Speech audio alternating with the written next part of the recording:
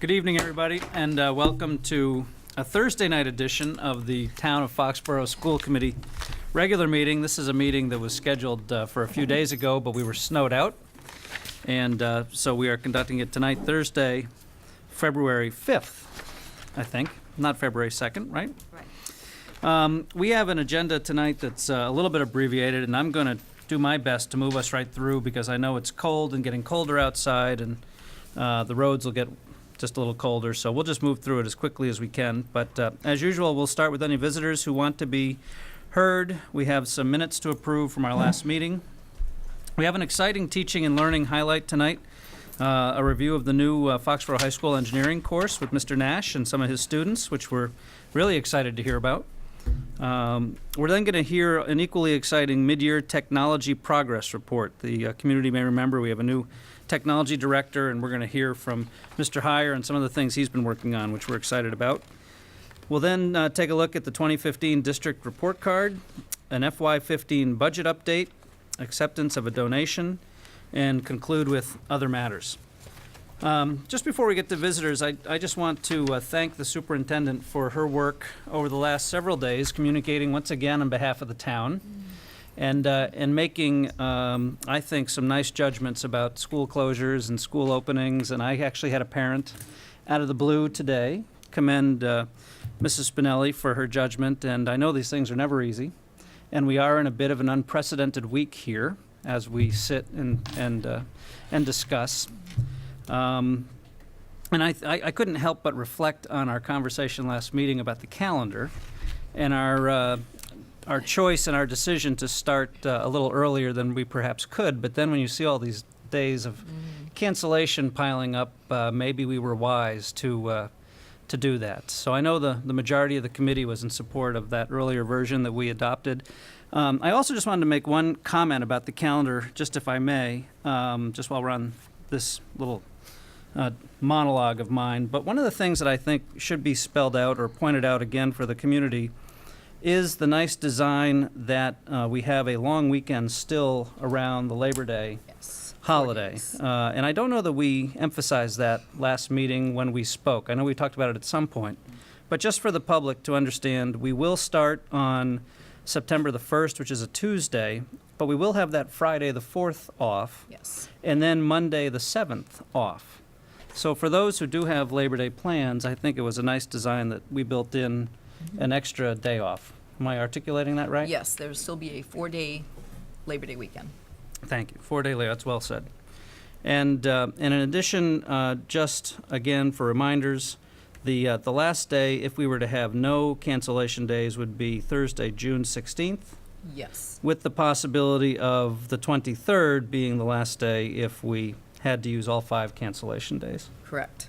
So just a few reminders, and again, I think the Mother Nature has sent us a message about our calendar planning here. It's kind of timely with all the snow we've gotten. So I know personally I feel comfortable with the decision made last meeting. And thank you again for your continued judgment. Can't wait for next week, Storm. Yeah. Oh, I know. More I was more thinking opportunities. the same thing with about the number of days that we've taken off and about the Well, it's been calendar. and I 4 thought- since you made that vote.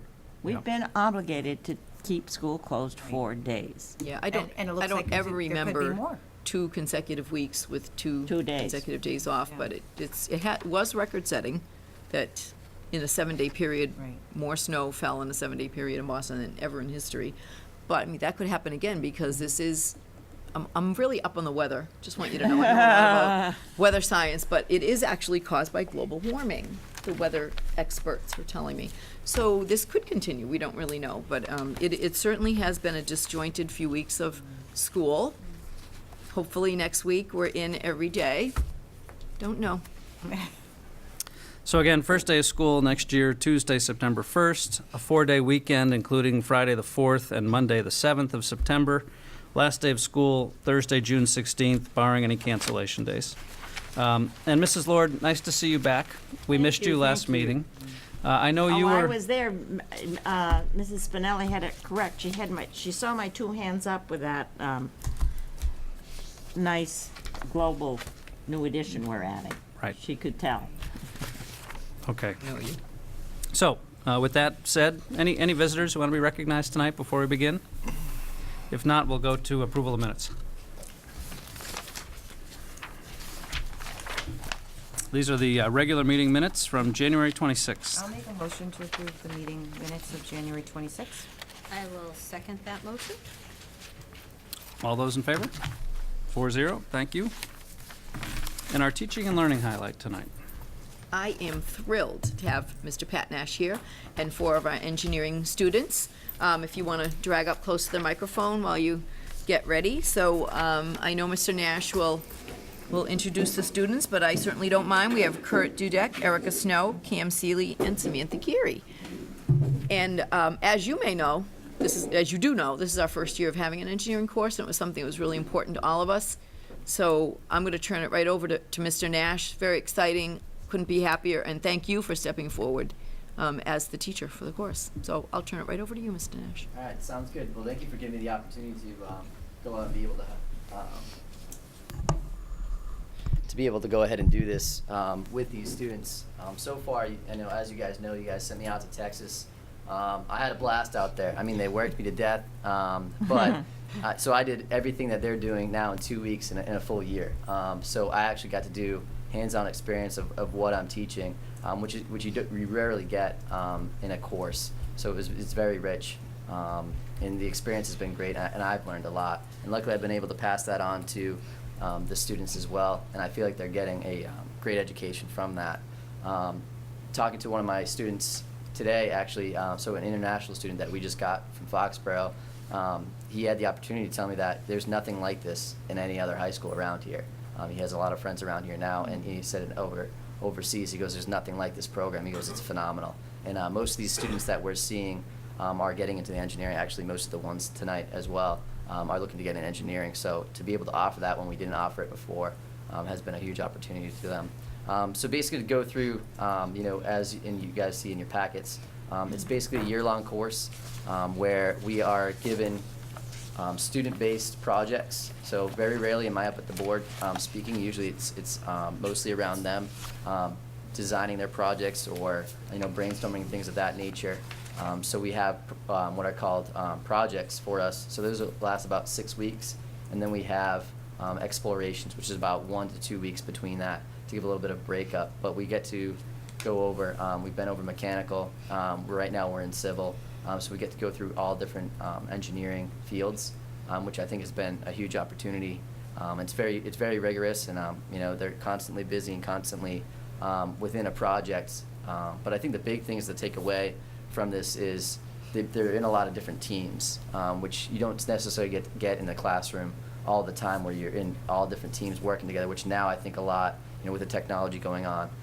In the world today, a lot of teams are being involved, and it is great experience for these students to be able to go ahead and involve that, and kind of take the different roles that teams can have. Also, we're working on documentation. So this is basically designed like a college course for the first year, is the way that it was explained to me, which I think is huge for them, for these students that are going on to college for engineering, are able to step right in and know exactly what's going on. So documentation is very important right now, and the engineering process is what we're really working on, and seeing that civil engineering and engineering in general, it is really to go ahead and actually make a difference in the lives of, the people, which I think is a huge opportunity for these students to take. But I'll stop talking. I know you guys are interested to talk to them and hear about the project so far, so I'll hand it over to these guys. So Cam and Sam, they're going to talk to you about the pinhole camera. And then Kurt and Erica will talk to you about the civil engineering projects we did.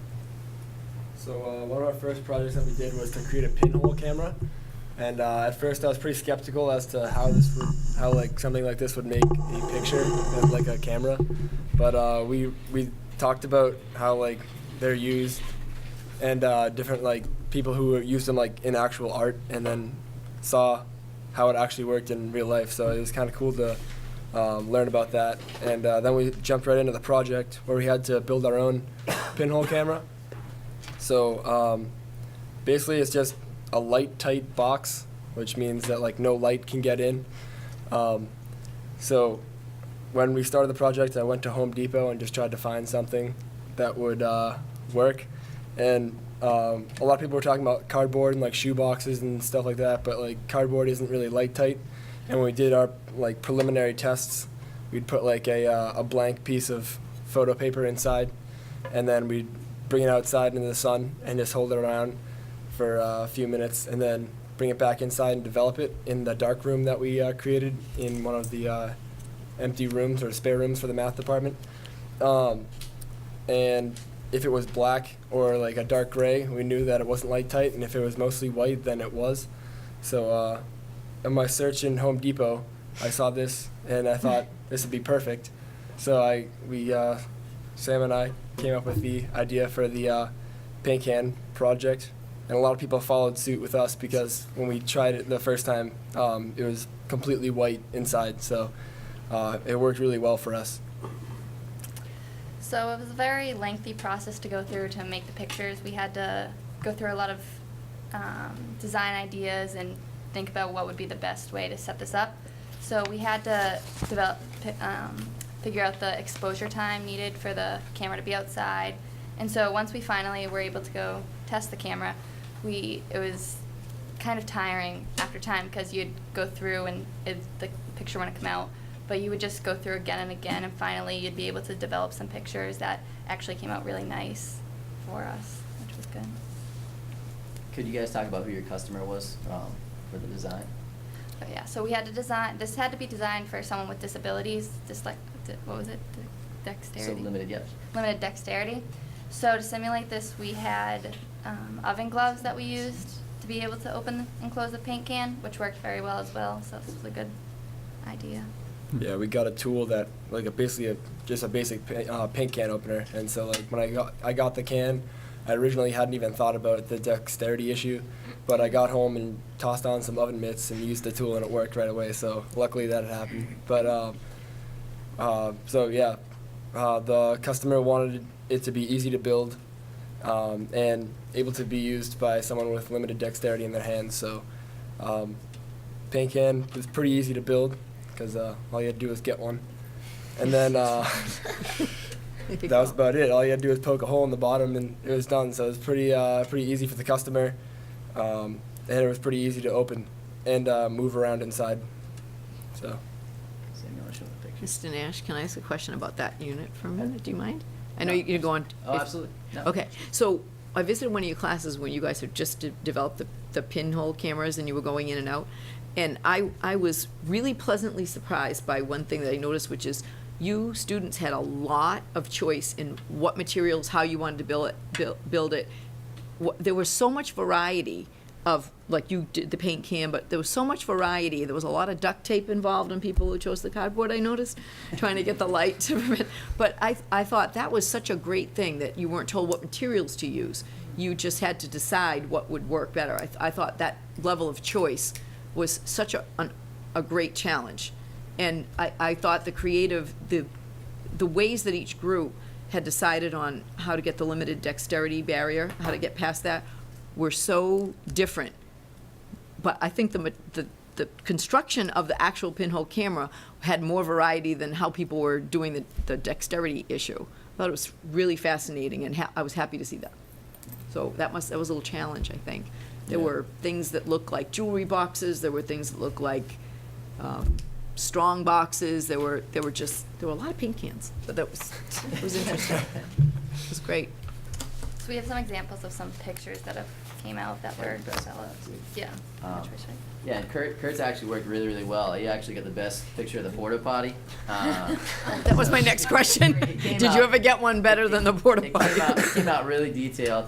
So that was Kurt's that he came out with. So these, if you guys want to flip through, were what the students actually created out of these, structures that they had built. And to comment on the different materials, there are some designs. This is what's great about this course is, in this case, they were able to use whatever materials they really wanted. Right. And the one we're currently using, they're limited, which can happen out in the real world. So sometimes they're constrained by materials or they're constrained by financially as well. So it kind of gives you a little bit of everything throughout the course, which I think is definitely a great point to make.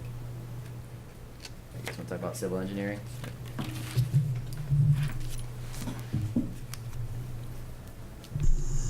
All right, So our current unit is now civil engineering, moving on, and our task we had to create was, there's a region in India where earthquakes are very prominent, and our task was to design a building that was restrained with height and cost and all that.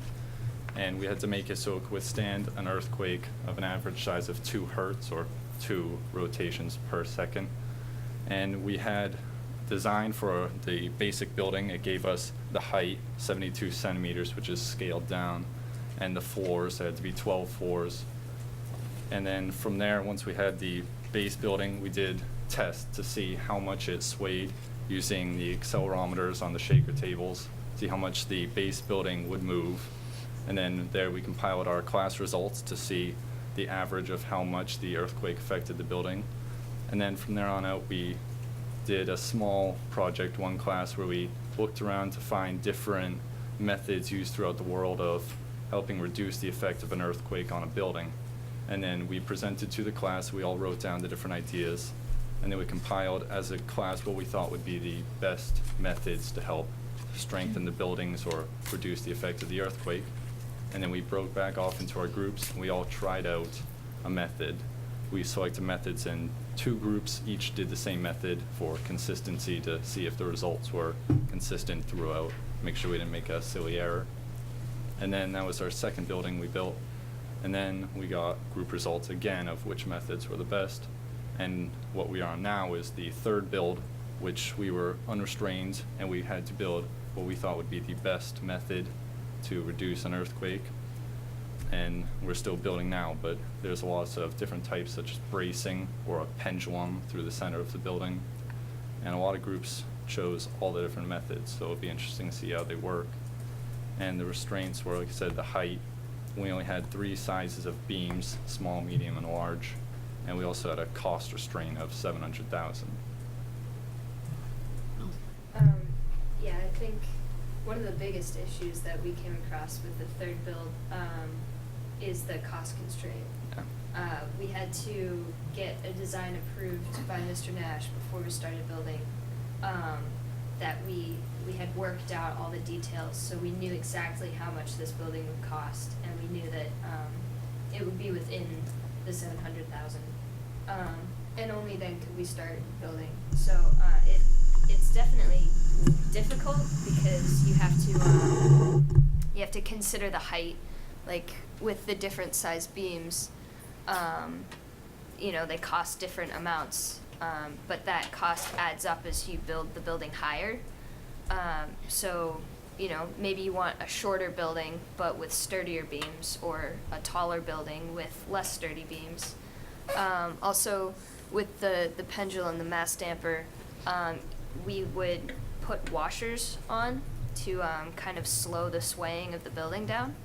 And each washer cost like $15,000, so those were really expensive. But they worked extremely well. So it's also figuring out how effective you want the building to be, and how cost effective do you want it to be. So we're still working out details, but Sam's and my group chose mass damper, and there's a lot of variables that we get to play around, which is fun for us. So. And then to add to that, a couple of other students, they were going to come here, but they were unable to tonight since it got moved, was they created rollers, which I thought was really neat. So the shaker tables, I don't know if you guys have seen a shaker table before, but the shaker tables basically move these back and forth really, really rapidly. And it actually, most of the kids were really excited on that first day. I wish I could have captured all their faces, which I did on video. Maybe we can get that later. But they were like, when is it going to break? When is it going to break? And when it didn't break, they were like, oh my gosh. But I was like, would you want to live in that building? And everybody said no, of course. So that was an awesome piece. But some of the students actually created rollers. So like the research they talked about, like real life stuff. So they created rollers out of glue sticks. So it rolled back and forth. So while the table was shaking, the actual building would stay pretty much non-shaking. It was rolling back and forth. And now actually that same group is now trying to generate a base where the building levitates off of the shaker table building. So as it shakes, the building actually is levitated, so that's being used in China. So I didn't even know that existed, which is huge for them to go out and find that research. and then they bring it back in, and then they want to try it. So I think that's huge. One thing that I've really seen on this one is a lot of the students like love this build, and they really want to have this in their building, but they realize, going back to the real life constraints, that I really, really want this, but it's not about me, it's about my customer. And I think that's a huge thing for them to be able to realize, out in the real world. We don't necessarily get to do what we want, but we need to make sure that we propose the best plan. So they're also going to do a technical report, which engineers do a lot of. So they're getting that experience on the technical report side in the civil engineering as well. So, do you guys just want to comment on the class overall, and then we can ask the females how their experiences have been. So just so you guys know the class breakdown, we have 6 females currently out of 48 students. So that's one thing. We're working with the University of Texas. He was very, very supportive throughout this program. Actually, I'm able to work with 127 different teachers throughout the United States in this program as well. So I video conference a lot with them, as well as the University of Texas engineers and also their teachers there. So their big push right now is to get more females. Working with Schneider Electric, we've developed a great relationship this year. That's exciting. So we're also trying to help out the female population as well as the male population, but trying to balance out a little, because it's just as important. Because we've kind of figured out, each of our brains work a little bit differently. So I can tell you their notebooks look a lot better than a lot of the males as of right now. So we're trying to learn from each other, right? All right. So what do you guys think of the course so far, and would you recommend that? Well, I didn't really know what to expect coming into it, because I want to go into engineering, but I never really thought about what it would be like as a class. So like starting out when we had that pinhole camera, it was kind of like getting thrown into like a pit and like not knowing what to do, and just having to like work through your own problems, which I think is a great experience for like someone who doesn't know what they want to do, and like you get to like real world like training basically as to what you're going to be doing. And we went on a field trip to the Schneider Electric in Foxborough, and it was really cool just to see like what it is like in the real world outside of the high school and stuff like that. But overall, the classes I think is really great for someone who's engineering based or who wants to pursue a career in engineering. I've really enjoyed the course because for the past, I've always had the thought of being an engineer in my mind, but I haven't really had any experience with it. So having this course was really nice because it goes through the different types of engineers, so I've got to like see which ones I'd like. And it's different because it's very hands-on, so it's a really fun class to be able to go to and something different each day. So it's just, you've learned a lot to work with others, to compromise, because a lot of times you won't have the same ideas as someone, but you have to work together and merge your ideas, which is a good skill to learn. That's exactly what real life and real work entails. It's a great point. Yeah, I would agree. I've really enjoyed the course so far. There have definitely been a little hiccups here and there. Like when we were testing the first build for the civil engineering, we some of the accelerometers didn't work, and that put us back a few days because we never knew which ones were going to work. And the only way to find out was to test it. So, 20, 30 minutes into testing something, we realize it doesn't work and we can't get that time back. Hopefully now that we've worked through those things, next year though they won't be a problem. But through it all, it's been really enjoyable. Working with different people each build has been really nice. Definitely a challenge at times because sometimes people don't really have the same mindset as you going into things or the same work ethic, which has been a problem. But at the same time, it's hands-on experience, it's world experience. It's gonna happen. So I think it's been great great training before we go into college and really start getting into some serious engineering. So.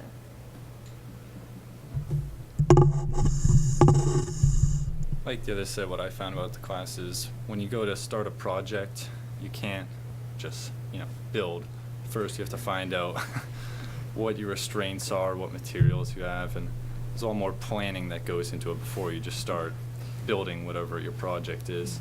I think that's good to realize for a lot of students, because engineering is also about, I guess there's some writing and planning, a lot of group work, which is good because in other classes in Foxborough High School, you don't really get exposed to the group work as much, but here in all the projects we do, you're with a new set of group members every project, and you always have to work through absent group members, and they don't tell you when they're going to be absent, if they have certain data on their computer, or other stuff like that, the mindset.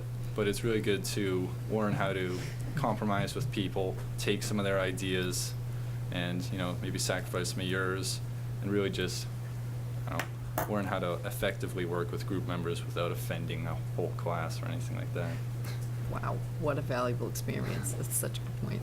And working with Mr. Nash is probably okay too, right? Yeah, Mr. Nash is great. He helps us a lot with our build and stuff. Yeah, he's very So, enthusiastic. so if people are watching at home and you don't have the handout, so they've already had a first unit, which is an overview of teamwork and norms and help you work together.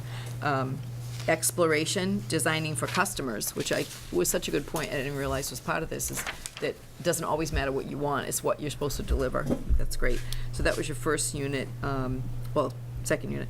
The third was a team challenge, discovering design, which is multidisciplinary, the first two. And then unit 4, exploration, understanding data, which is chemical engineering. You're just now finishing unit 5, which is designing with data, civil engineering. And then to be experienced is unit 6, a team challenge in reverse engineering, which is mechanical, and another one in programming, electrical and software, one in systems engineering, which is multidisciplinary, and one in control systems, which is electrical and software engineering. So this is exactly what we hope for, that you would get to experience the different disciplines within engineering, because to one of your points was you're not sure what type. You might know you want to do something with engineering and problem solving, but you don't know exactly what that means until you get to college. So I think this is really such a great idea to have you experience the different facets of it to see what you like. So couldn't be happier. Tina? I know Mr. Nash said there were 48 students, but that's 2 sections of this. You don't have one big class. Yes, so There's 2 classes of 24, yeah. And is it all seniors taking the No, class? so it's seniors and juniors. Yeah, what I really Seniors. talk a little bit more about the makeup of the Yeah. class is it's actually excellent, because some students are have more honors classes or AP classes, as well as some students that have CP classes as well. So it's a great mix, because what one student might accelerate excel at on one project, he doesn't excel as well on the next project, and he needs help from somebody to get that. So, just because you're good at one project, as these guys can kind of tell you, doesn't mean you're going to be really strong in the next, and you might have to take a different role in the group, which is a huge experience to be able to, say, hey, this is your strong point, you're going to take the lead on this one, I might need some more information from you. So I think really coming up in this second semester, we're going to see a lot more of that with the programming, the robotics and things like that. Some people really have a background in that class, and then some students don't. And I think that's where you're really going to see, wow, we need some specialists in this to help the other groups out. But it's nice that all the different students that I have throughout the levels, they can excel in this course, at some point or another, or they're learning from somebody else. So it's nice to have that whole group, rather than the honor students going through all the honor students. I think it's great for them to be able to interact with one another too, because they all have great ideas. Great ideas that they come up with that. I wish I was as creative as a lot of these kids, to tell you the truth. So I'm learning just as much from them as they are from me, if not more from me, from my perspective. I feel like from these guys, which is huge.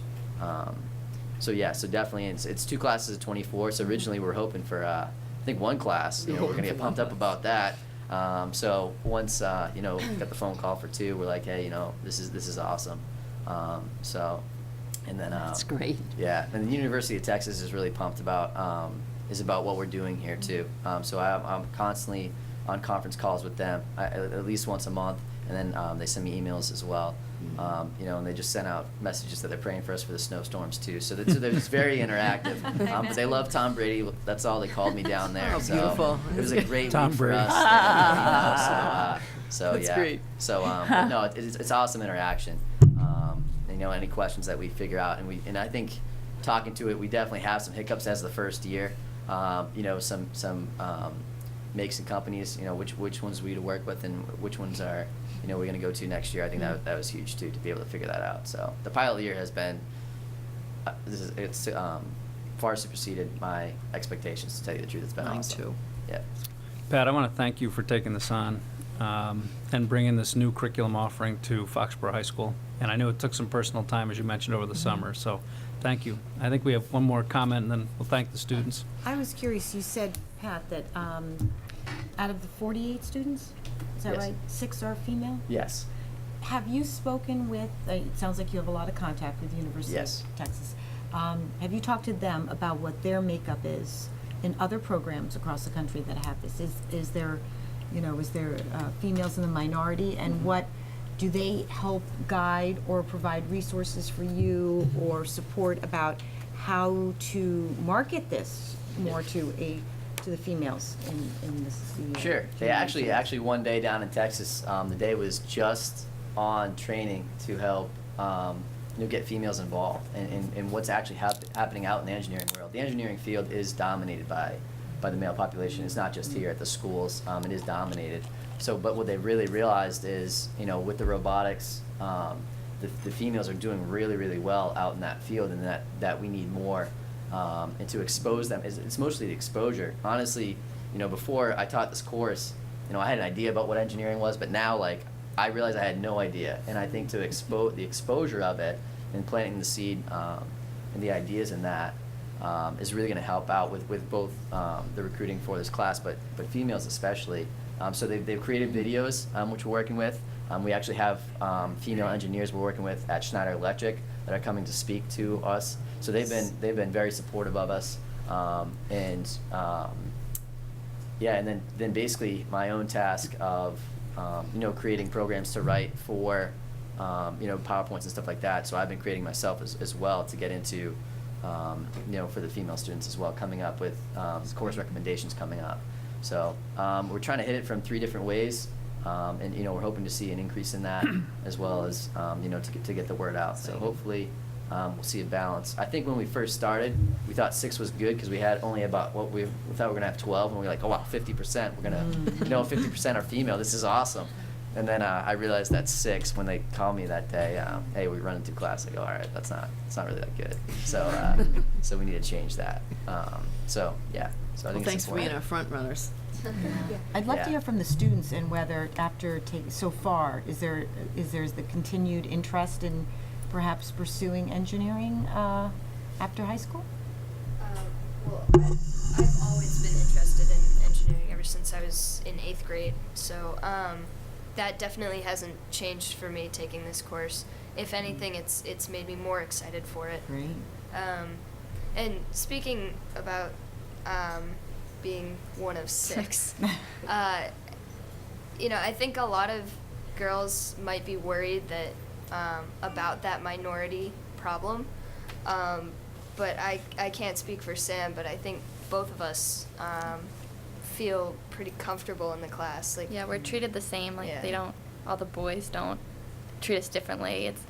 That's also, I think that girls are just scared of, because when you think of engineering, a lot is boys dominated, and so girls don't really think they have as much of an opportunity as boys, but they really do, and I think they should progress some more. and it's Absolutely a do. really good field for us right now because so many places are looking to get more girls. So I know for colleges, I've been sought out by a lot of colleges with them knowing from PSATs and SATs what I'm interested in. So yeah. What year are you? I'm a senior. And you? A senior. Both of you are seniors. I think Tina has one more comment, then why don't we move on? Well, just my thought was our 8th graders do robotics, and I know that we've participated in the Tri-Town STEM Expo last year. I don't know if we're doing that again this year, It's but not going to run annually, so they're yeah. going to skip this year. that's too bad because it's it would be a great huge event. opportunity to showcase these young people here. I know Foxborough was really well represented, but I know our 8th grade students who went to the Tri-Town STEM Expo last year, there were 50% males and females, so we were Yes. evenly. So there were some up and coming young women who hopefully will carry the torch after you guys leave, so. That's right. You're It's good just stuff. ahead of the Thank you. curve, just ahead of the curve. But I do, one of my best friend's daughters majored in engineering. She's 30, my son's age. Could be employed anywhere she wanted and has been. So your futures, all of you, are very bright if you go into that. Thank you for coming tonight, you guys. It's a great presentation. Yes. Keep up the good work. Terrific. Thank you very much for being here. Thank you for sharing. Right. Okay, thank you all. Thanks, Beth.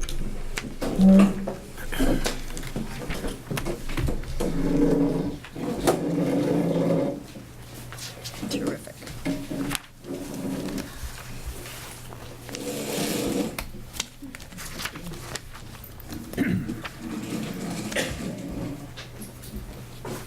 Mid-year Technology Progress Report.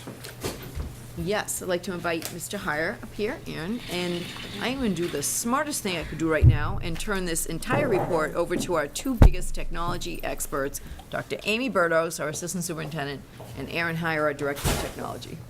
Smart. Yeah. If I say so myself, right now. This is an easy one.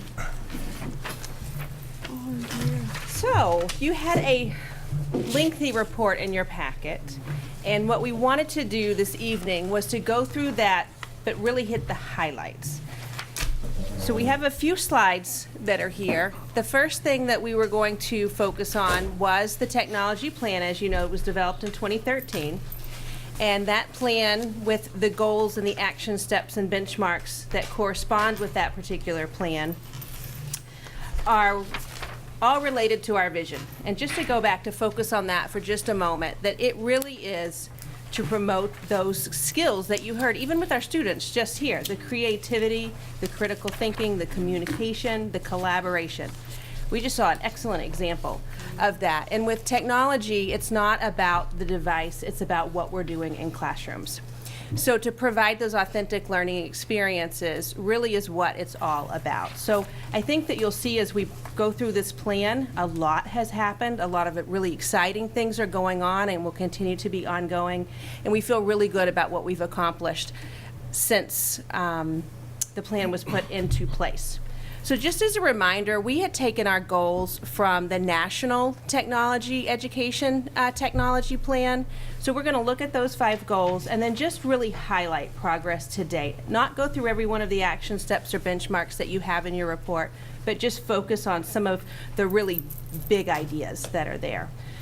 So that first goal was that all learners will have engaging and empowering learning experiences, both in and out of school, and those that will prepare them to be active, creative, knowledgeable, and ethical participants in our global networked society. So again, this plan, the intent here was to outline what our action steps were and what we were doing that was necessary to meet those. So a lot has happened here in making sure that we have these engaging learning experiences for students. Increased access to web-based interactive learning platforms, and the opportunities for virtual learning, looking into those opportunities for students by having this increased access that Aaron's going to talk a little bit about. We now have really the opportunity to explore this more so. The other focus that what came out within our technology evaluation report that we'll talk about at the end of this really is digital citizenship. And what we're already doing, we're doing a lot of digital citizenship within the technology curriculum, but even more so, and then to update our curriculum across all content areas where it's focusing on technology integration and what we're doing to empower learning by using technology. So it's been quite a busy year in terms of upgrading infrastructure and improving access for students, assessing curriculum and assessing instructional technology supports. One of the things that I'd say has made a substantial impact this year is refining our policies and our protocols around internet content filtering and access, as well as upgrading our internet access bandwidth. We upgraded bandwidth from a 50 meg shared connection, a 50 megabyte shared connection, to a 500 megabyte connection this year, allowing students to have better access to streaming media and content like high definition video, and to enable them to use their own mobile devices and open up access to our wireless infrastructure.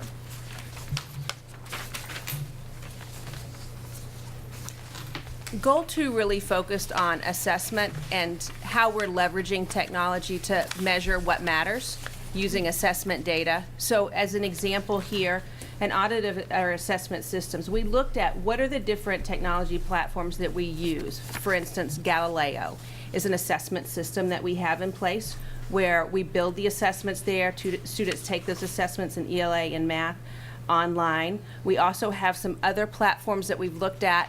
Assessments is another one, as well as some other, many other different ones. And we want to make sure that there's not an overlap and that we're really leveraging what we have to the fullest potential that it has. So that's taken place.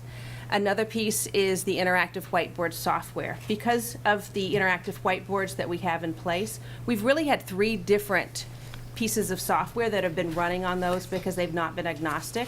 So we're piloting different software platforms because now we have the opportunity to where it is agnostic, meaning we can have different pieces of hardware and use the same software, which will really impact our professional development and the support that we're able to provide teachers, instead of a teacher saying, well, I have this particular software, or I have smart software, and then really the support piece makes it more difficult from the technical side as well as from the instructional professional development piece.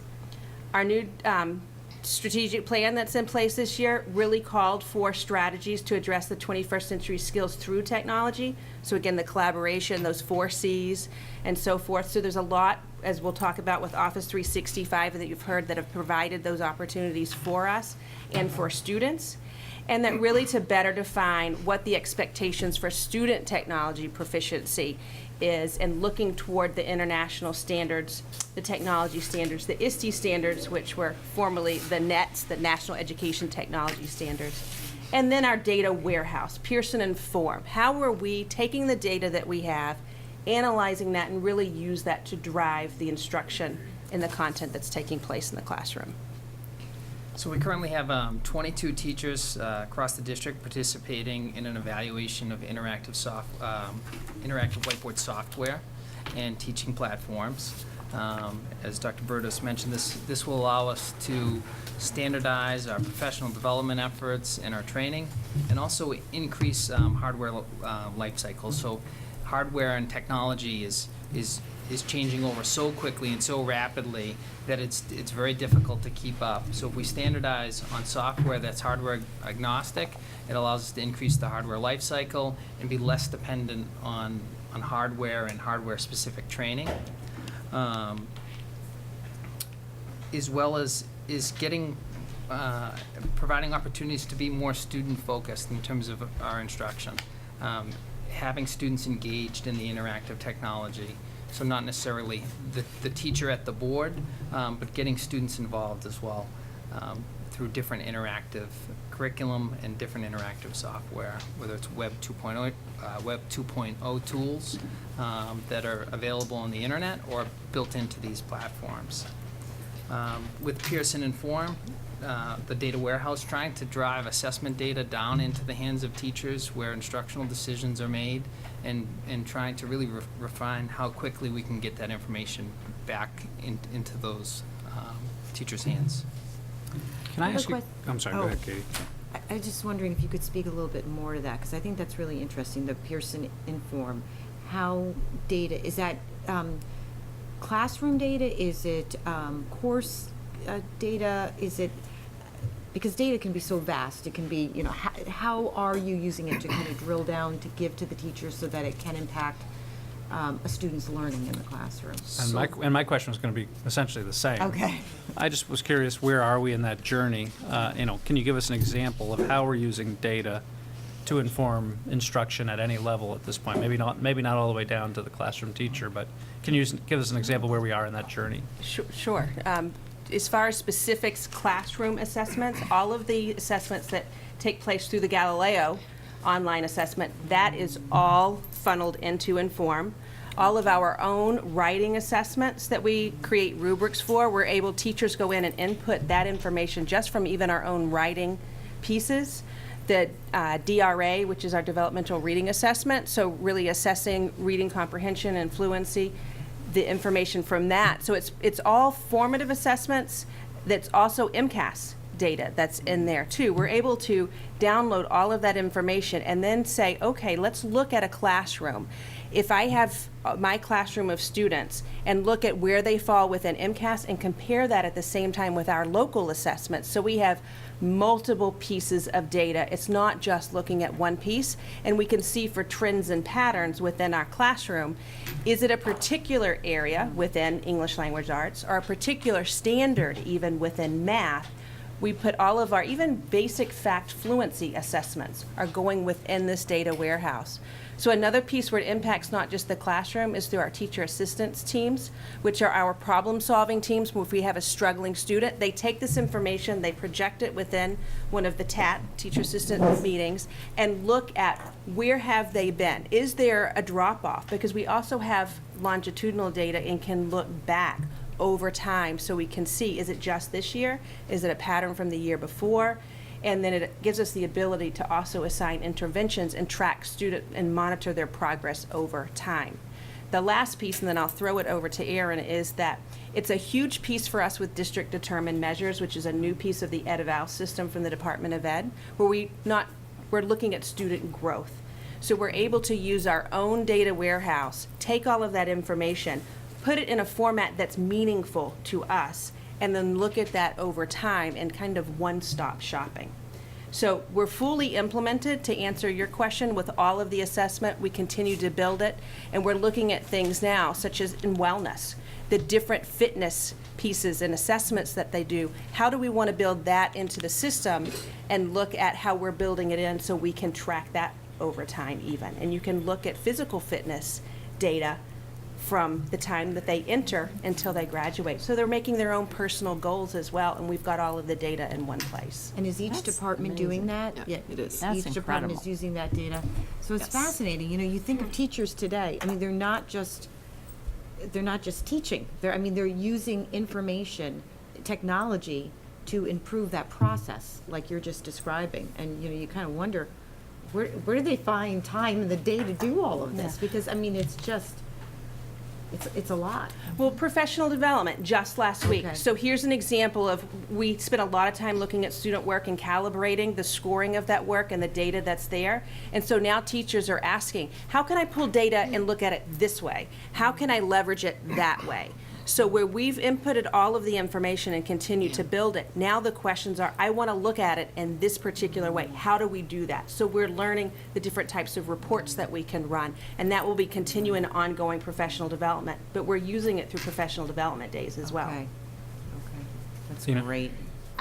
This is so exciting. I'm sitting here thinking about 6 years ago when we were working on the first strategic plan and trying to wrap our brains around, do we have this? Can we even do this? And now the fact that we are doing it and doing it so well is just amazing. It is. Because that was one of the most daunting tasks when we were It looking was. at that first strategic plan many years ago. Yes, because remember when we first started talking about it, we were actually waiting for the Department of Ed solution, which was promised and supposed to come, and then we eventually gave up on that and went on our own quest. And I give them all the credit for this because it's been a 2-year project for us, at least.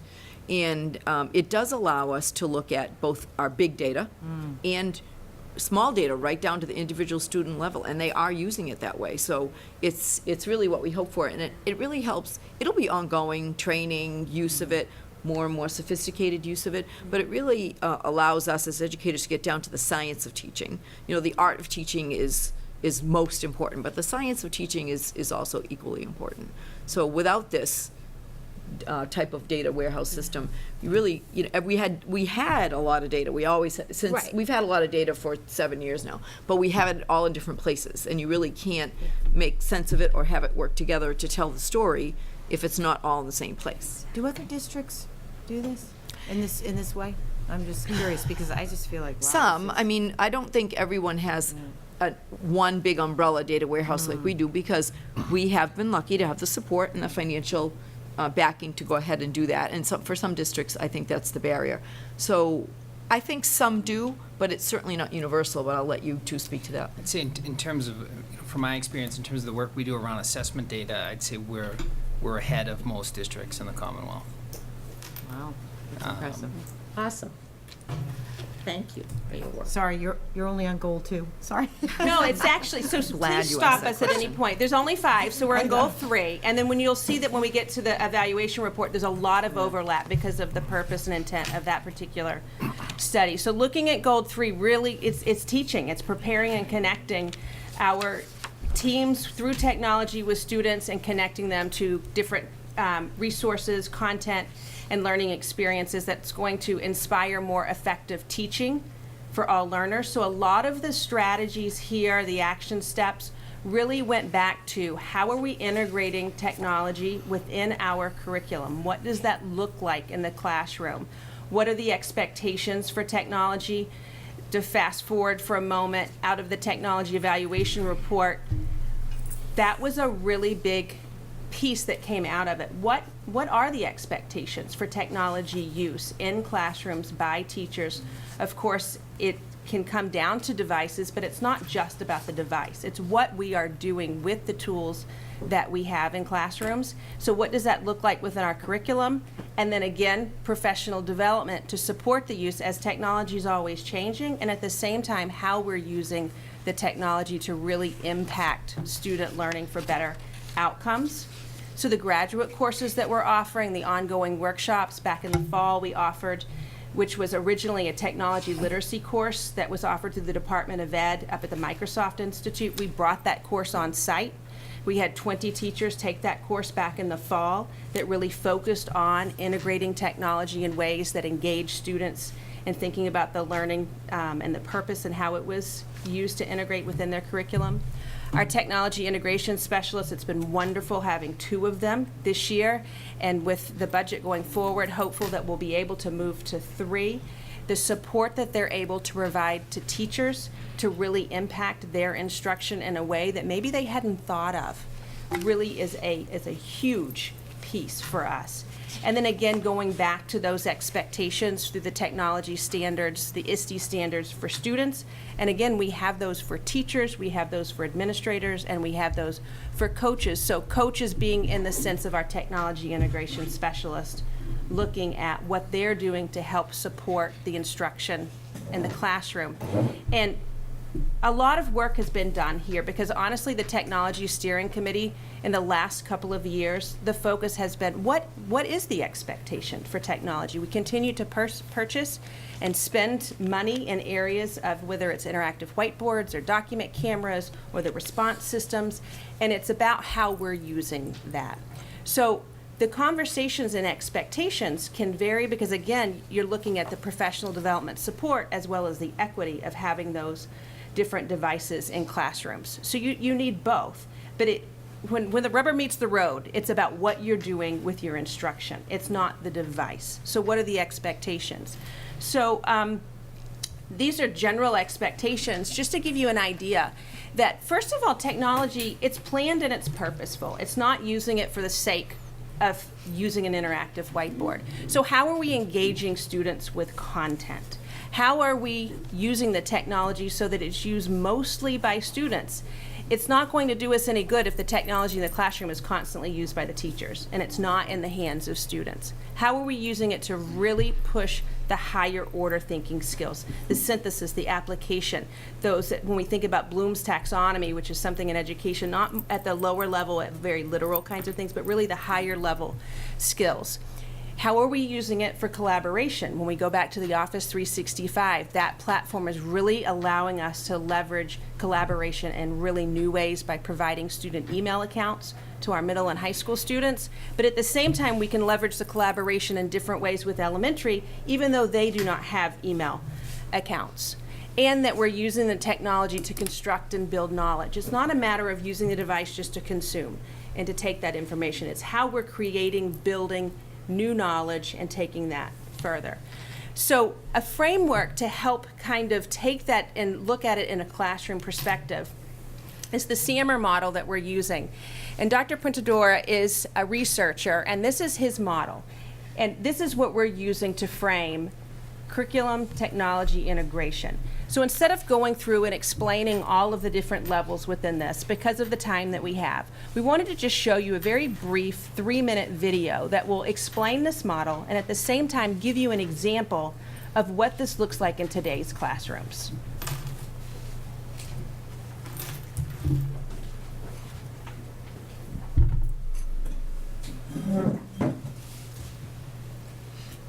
Okay, we all know that using technology in school can help students learn. But how can our teachers reflect on how effectively they're using technology? Well, that's what this model is for, the SAMR model. It's kind of like a Bloom's taxonomy for educators.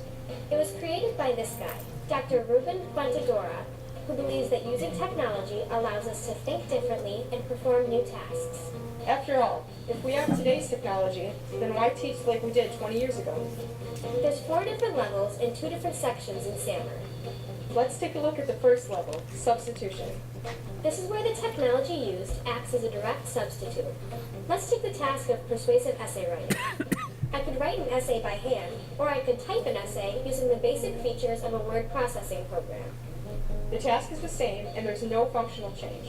The technology is being used as a substitute.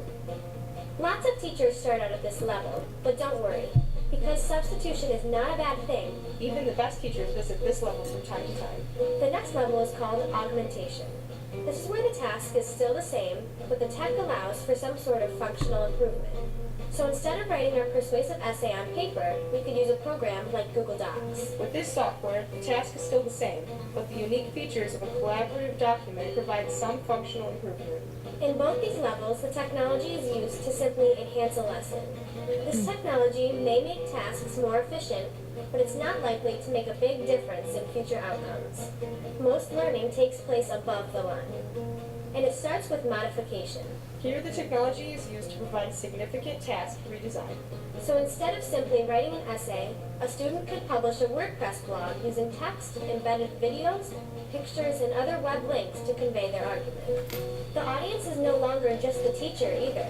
It's the entire world. People from anywhere with an internet connection could review or comment on my writing, allowing for deeper analysis. The final level and the ultimate goal of technology integration is redefinition. Here, the technology allows for the creation of new tasks that were previously inconceivable. Instead of writing that essay, students could now create and publish a digital storytelling project to argue their writing with multimedia. Plus, just like the blog, through publishing this movie to the world, it allows for other people to comment and analyze their message.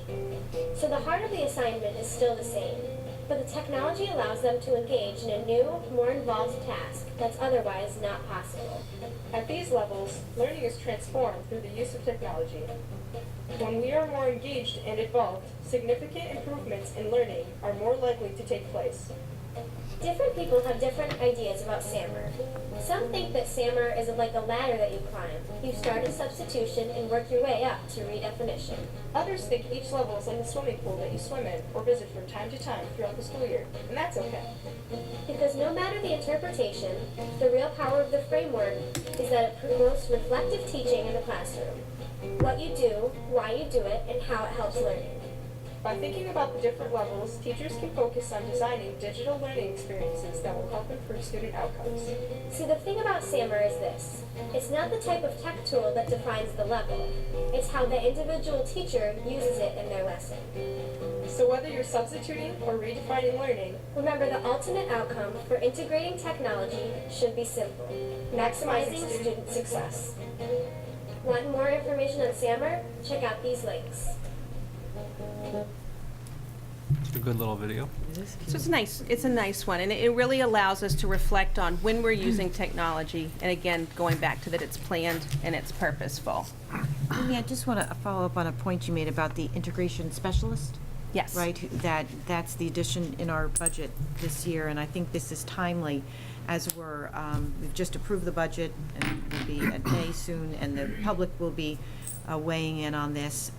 This review tonight and showing us what you've done with our technology plan and how important the resources are to support the plan, support what we're doing. And this position is certainly going to do that, because right now we have 2 for the whole district. And this one will allow us to have one at each level, elementary, middle, and high school. And if we want our teachers to continue to, apply and use this technology, then we need assistance for them. We need, support for them, because they're teaching, and there's so many things that are changing. And so I just wanted to make that comment, because I think it's really important. This is so impressive, this presentation you're giving. And again, it doesn't come without having real people helping us go about creating this technology in the classroom too. So I just wanted to make that Yes. point. Totally agree. I think that human support, Yes. the actual support Right. for what they're doing every day is really critical to everything we do, but no more so than now, because technology changes so fast. And that, you can't just say, here's our vision, here's our technology expectations, and here's the SAMR model to guide how you're planning the use of technology. There's so much going on that we have to really make sure we're there to support people as well. So that's exactly why it is quite timely for us to have that third person. And even an example here is just, so we've been talking a lot through these different examples in staff meetings. And one of the grade levels, it was working with third grade teachers. And they were talking about a particular example, and how do you take it to the next level? How do you, where it's not just substitution? And then one of the teachers said, well, I did this. And another teacher said, I don't know how to do that. And they said, oh, Darlene, who's the technology integration specialist for elementary, she showed me how to do that, and it was great, and went on really singing her praises. So then the other teacher, let's have her come to one of our grade level meetings. So that's how it starts. We're really leveraging teacher leadership, and that's within the plan as well, but it's having that resource, to your point. And finally, you actually will be meeting both of them at the next school committee meeting at the end of this month. We've talked about it, planned at other times. Either we've been canceled or something happened one day to one of them, a family emergency. So you actually will get to meet both of them at the next meeting. Great. We talk a little bit about Goal 4. So all students and educators will have access to a comprehensive infrastructure for learning when and where they need it. So we're in the process currently of readying 130 new mobile devices that will be deployed at the high school and the middle school. These devices will allow us to be more flexible and agile and provide students with one-to-one computing opportunities. It'll also allow us to gain some experience with one-to-one computing and to develop more thoughtfully a plan moving forward around how that might be implemented and how it may, what it may look like. Assistive technology, we continue to improve access to assistive technology through universal design, whether that's activating text-to-speech features or screen readers, functionality on the equipment that we have, to improve access for our student population with learning disabilities to our curriculum.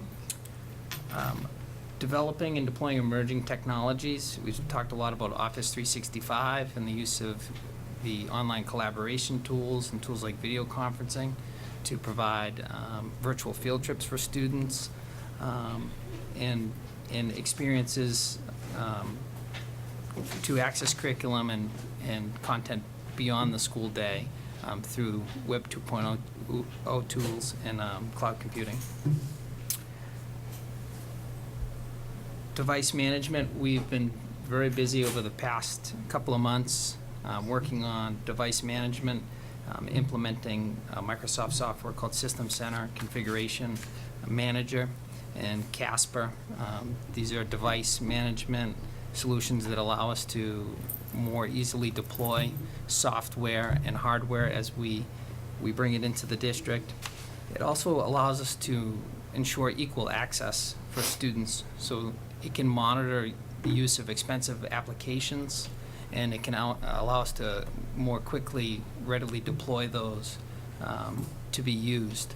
So if there's expensive graphic design software that's installed in a graphic arts studio, for instance, but students may like to use that in the media center, it will allow us to deploy that software, to remove a license where it's not being used, to deploy it where it can be used.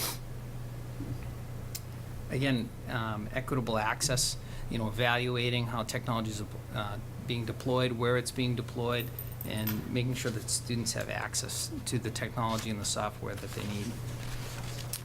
We've been working to establish more defined protocols around bring your own device and improving access to wireless network infrastructure and extending our resources to students that are looking to bring in a device. And internet access has been an incredible improvement made there in terms of increasing access from 50 megs to 500 megs, allowing students to access multimedia content and content very quickly.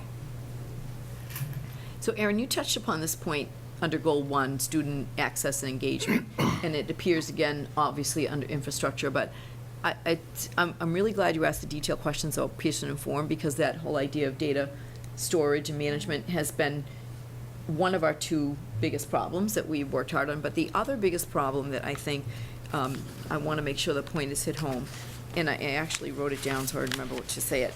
Our most serious problem prior to now really has been that lack of access, which was due to either bandwidth limitations, or it was heavy content filtering that just wasn't working for our students or our teachers.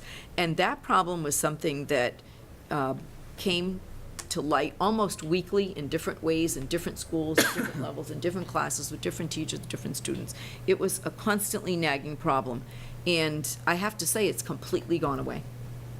It has completely gone away this year because of the work that you've done on the bandwidth and on the new policies and procedures for content filtering that really puts the responsibility on teachers and students, as everything else is, whether it's whatever you decide to hand out in class or what students decide to do or not do, in terms of their choices. And I can't say enough that how serious that issue was for us and how quickly it has disappeared. Thank you. Well, you have to have your infrastructure able to handle everything you want to do before you can move forward. Aaron, can you spend just another minute, go just a little bit deeper on the bring your own device status? You made the comment just now that we're working on policies, and where are we on that from your perspective? So we have some loosely defined policies around bring your own device. Students are allowed to bring their device. They are allowed to access our network. Middle school, high school, just high school? So there's different policies. Some of them, it depends on the class they're in and the policies of the teacher, but both in the middle school and the high school, students are bringing devices. We're seeing over 200 devices a day that are being logged on between the middle school and the high school that are BYOD devices. So when you talk about wanting to formalize policies, what are some of the things you're grappling with, or what's the next step in your mind? Is it trying to get uniformity across usage in classrooms, or trying to really being able to deliver tools to students that decide to bring their own device, that we would extend through our own equipment, whether it's through agnostic software delivery, or access to Office 365, access to our software. So when they come to the school building, they can access our bandwidth. They utilize our content filtering and our safety equipment for antivirus and things like that. But that we can also allow them to access graphic design software that we may use in one of our graphic art studios. Geometry Sketchpad. Geometry Sketchpad. So how can we deliver resources to students that we would as we would if it was our own device? One last question on this. So is this an area that, 6 months further down the road, you feel like you could come back and say, here's what I think we should do? Or do you think this is just an always evolving kind of a subject? Or how do you think about BYOD? Well, I think it's always evolving as technology is, but I think we've laid some groundwork in terms of infrastructure to ready ourselves to make some decisions in terms of formalizing a philosophy around BYOD. Yeah, thank you. I think, as we've discussed here, our philosophy is, not to rush ahead and not lay the foundation or be prepared for the support. So our next step that Aaron mentioned, the rolling out of the 130 new mobile devices, which are in sets of 16, I think, on mobile cars.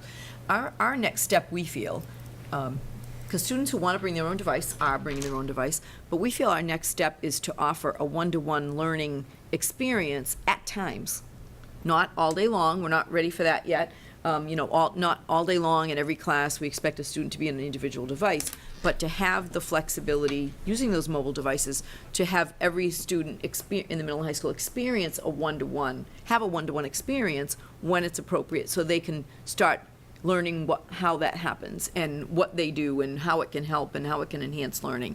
And then maybe we'll be ready for the next step, which is, a one-to-one environment eventually throughout the day. But we definitely take those interim steps to give our students experience. It's an important topic because, as parents, what we see is the change in the bus behavior, right? It used to be they'd get on the bus and they'd talk to each other. Now they get on the bus and they all pull out their phone, as you well know, and they're all doing this on the bus ride.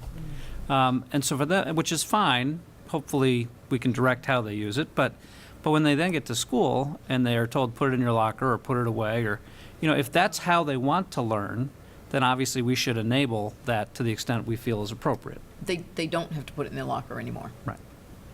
So that's what's changed. So students who have a device, that want to use a device, can use a device unless it's not appropriate for what the teacher's doing in the class at the time. And, it depends. It's like any classroom environment. Depending on what they're doing during the day, you might need a pencil, you might need a pen, you might need a device, you might need paper, you might not need any of the above. Agreed. So I think that those judgments, like anything else in teaching and learning, have to be made by the teacher in cooperation with the students, but they don't have to shut their device in the locker as they did previously all day long. And it's not a banned item anymore. Okay. Thank you. So again, we talked about increased internet access, but not only that, it's the network infrastructure. And in the layman's terms, we talk about local area network and wide area network. So all of our classrooms are connected within the building, and then all of our schools are connected within the district. So we talk about our local area network. It's kind of like our back roads and our streets, and then our WAN is our highways and our state routes and connecting our buildings. So we've done a lot of work around this to increase access to internet bandwidth and to local resources, whether it's application servers or our data warehouse. We've increased our LAN speeds from 10/100 to 1 gig, 10 gig, and our WAN speed connecting our building to 10 gig. So that does enable us to continue to move forward with things like BYOD and the deployment of new technology and software. So lastly, goal 5, redesigning process and structure to take advantage of the power of technology. This is something we've been talking about quite a bit in terms of our use of data, but also efficiencies, whether it's being able to be agile in the deployment of software where it's needed and hardware where it's needed, but also going green through things like server consolidation and virtualization. Just this year alone, we've been able to consolidate approximately 20 servers to date into 4 physical servers. So we've reduced energy consumption quite a bit. That's great. From our server infrastructure, but also using our device management software to do things like power management, to recognize when a computer is inactive and to be able to shut that down, to recognize schedules and anticipate when computers might be used. So the system can analyze and learn when computers are being used and when they're not being used, so they can put them in a standby state to conserve power. And at the end of the day, to reduce power consumption by putting machines into standby or hibernate or shutting them down. And we talked about the expansion of our technology integration specialist. We can have all the technology in the world in terms of devices and software, but it's the support of our integration specialists which help us progress through the levels of SIAMR, and get teachers on board with using technology and helping them create lessons that are more student-centered, involving the use of technology for students. And I'm glad we get to come back to data management staffing, so we did increase from 1.5 to 2.0 FTE. But we're able to do things, and we're starting to do things like analyze the way that our systems are being used, trying to get to a more distributed data system where the data is in the hands of the end users, whether it's clerical staff, whether it's curriculum leaders, and right down into the hands of teachers. So we talked about interactive technologies, we've talked about mobile devices, we've talked about BYOD and cell phones, right down to informal assessment. So our interactive whiteboard software platforms that work with cell phones or student response, student responders that almost look like a cell phone, allows teachers to do informal assessments. So if they're giving a math lesson, they can quickly give an informal assessment. Students have a responder or could use a cell phone or a mobile device to send in an answer and allow the teacher to quickly get data and overtly get data and know when a student is comprehending or mastering a concept or may need some more instruction.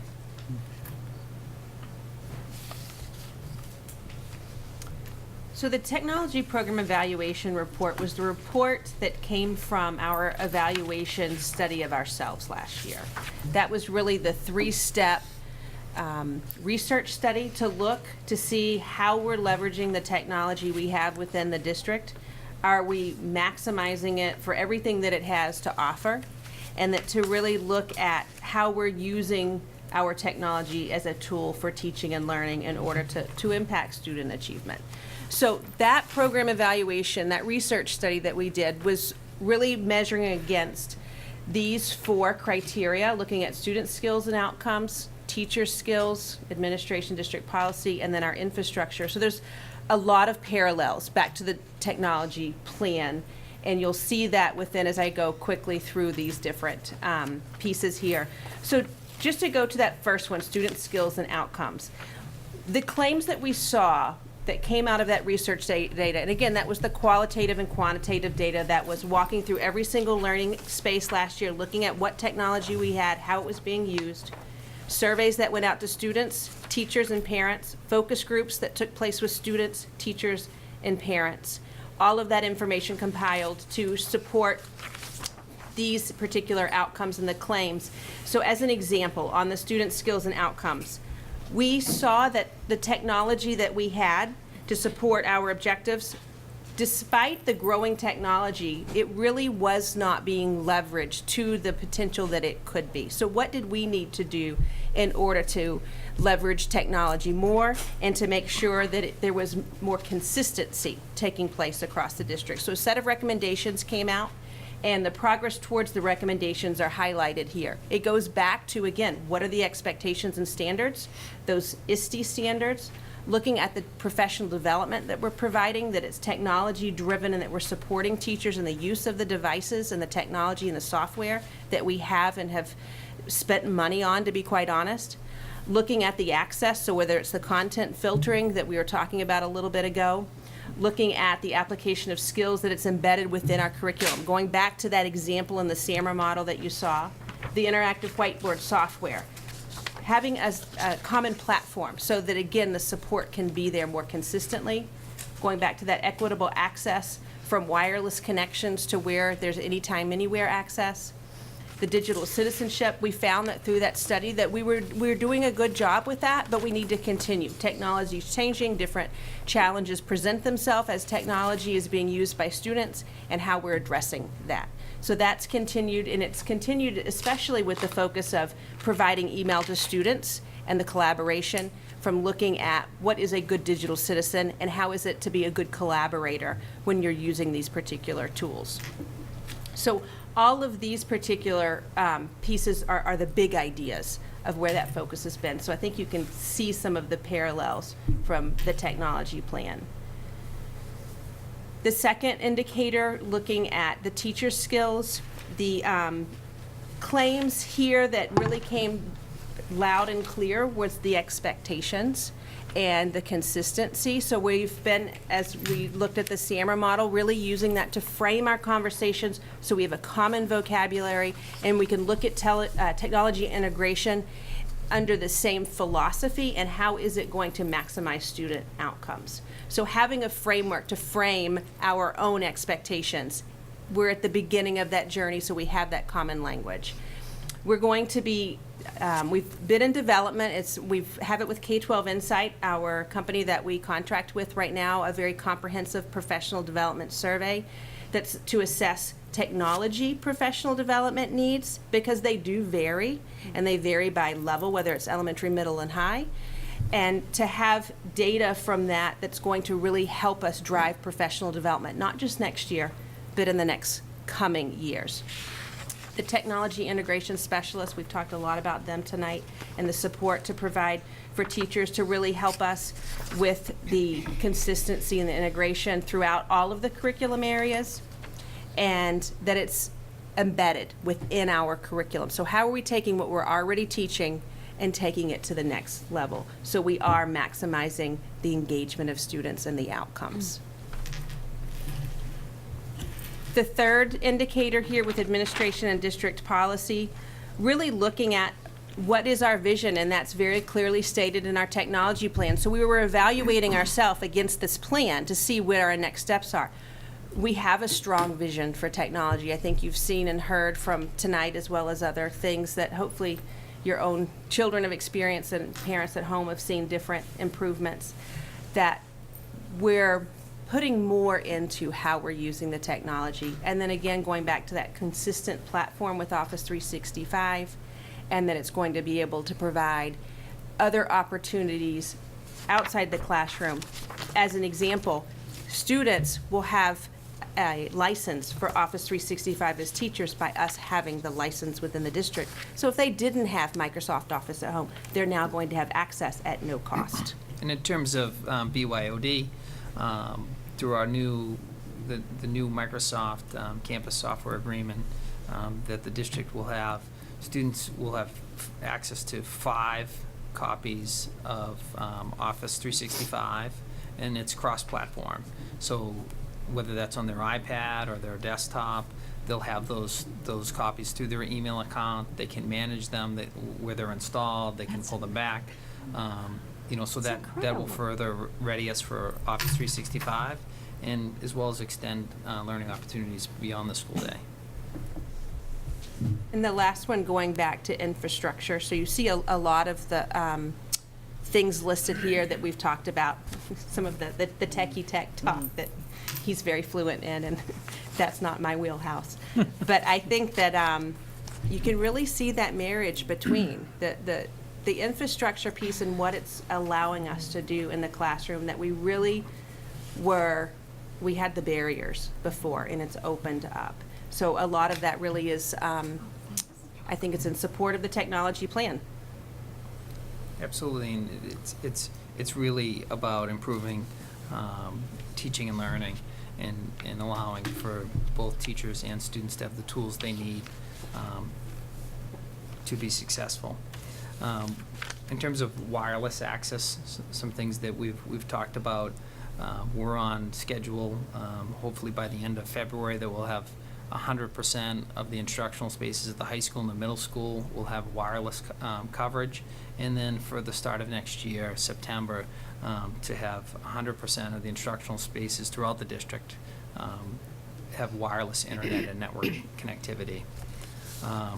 Again, just quickly, we've increased internet bandwidth. We've increased our local area network connection speeds and our wide area connection speeds to support BYOD and one-to-one computing initiatives, and really expanded the use of technology for communication with students, and collaboration with teachers and with families. Using tools like Office 365 and email, as well as Edmodo and other collaboration and communication tools. Aaron, just a question on the communication theme. Have you, and this is a little bit off the teaching and learning topic, but certainly technology related, have you had a chance to poke around our websites? I'm sure you have. Our school district websites, and give any thought yet to how we make them a little more of a living document, a little less static, a little more newsworthy. Because one of the things I hear in the community is, what we all hear really, is communication. Parents always want, the community's always looking for more communication, more up to date, what's going on. Just as an example, a tangible example, the band, the marching band's opportunity to do the pep rally last week, and that wasn't something that was well known, or I think the people who needed to hear about it heard about it, but if there was a place to put something like that up, have you had a chance to look at that at all? Well, actually, just a couple weeks ago at our administrative team meeting, we were discussing a review of the websites and the information that we post and how it's posted. Again, just like our data systems, looking more towards a distributed model, allowing content area editors, so the most relevant staff and students access to post and edit the website. So we're looking at content management tools and things like SharePoint, for instance, part of Office 365, to allow teachers access to have their own websites. So we have. It's in our strategic plan as well, that Absolutely. we wanted, a section on the main webpage. I just want to start by saying, what I hear from other districts is that our website is much better than most school districts. So I want to put that out there. Ours is pretty darn good. But we have agreed that it doesn't have that ability to have a live, even if it's just a box like the latest news, that we can. So we have been pretty narrow in who has access to the main webpage and who can provide updates, because you can imagine if it's open access, we don't know what information would be on there, and it could result in not protecting our school district. So we've been careful about that. But it is something we have talked about at a couple of administrative team meetings. We talked about it, and pretty sure included it in the strategic plan. But with all the stuff we've gone on technology, it actually has been something that we've discussed, but I have not put on the front burner, because there's so many other things that had bigger priority that had to happen first. But that certainly is something we've talked about and that Aaron is working on. It's Good. just, in our list of the first 50 priorities in technology, I'm going to say it's number 49. The work here that you've presented is excellent. I know, and I'll obviously give the other committee members a chance to speak as well, but this is a little bit in my wheelhouse, and it's really good progress. It really is. So thank you for what you're doing, and I just know that as you keep doing this, when you can get to our website and make it more of a living document, I think the content is very good. The resource, It is. I think, Format. making it timely and something would go a long way too. So I just wanted to make sure that was on your list somewhere. It's definitely. If you can remember what it says in the strategic, we actually talked about that. We as did, having I like know we a- talked I'm about going to it. call it like a live news box. I don't know Yeah, what else to right. call it, but that's how I'm thinking about it. But it just isn't in our list of priorities. We actually set it down further because we had to get these other things done. But it is on our radar. Our users, our community is always hungry for current information. So Our middle school and our high school, they have Twitter accounts now, so we're catching up in different areas. I'm not on Twitter, so I just go on the website, but. I just but, sent pictures to the high that's school different. principal to tweet out Yep.